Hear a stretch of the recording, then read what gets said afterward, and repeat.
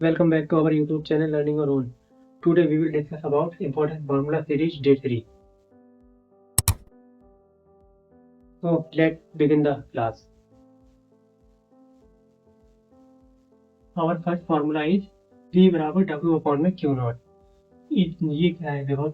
ये विभव का सूत्र है. ये वैद्युत विभव का सूत्र है. वैद्युत विभव मतलब क्या होता है? देखो, ये कोई एक मान लो विद्युत क्षेत्र. तो किसी आवेश को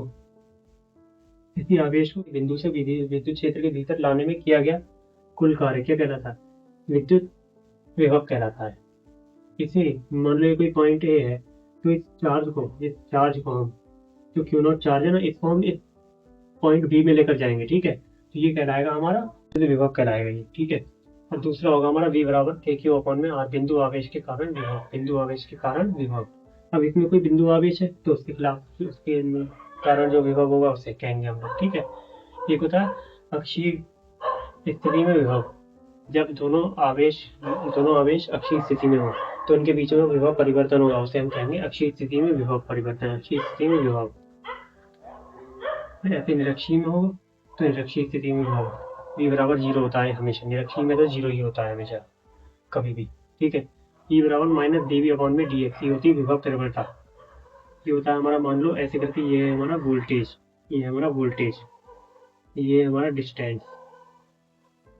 ई बराबर होता है ना, ये ऐसा लोप जाता है हमेशा माइनस की तरफ, ऐसे करके हमेशा जितना स्लोप जाता है हमेशा माइनस में. तो ये होता है हमारा ई बराबर, ये होता है हमारा ई बराबर माइनस डी बी अपॉन में डी एक्स, क्योंकि माइनस में चल रहा है ना इसलिए.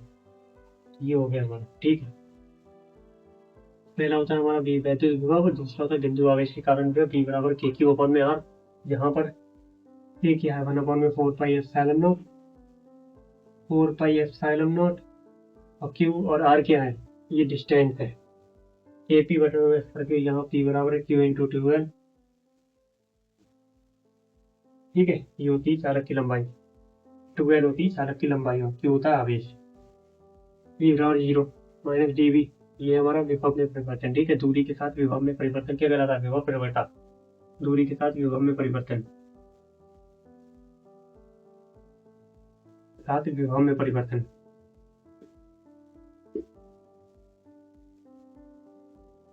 ये कहलाता है विभव परिवर्तन.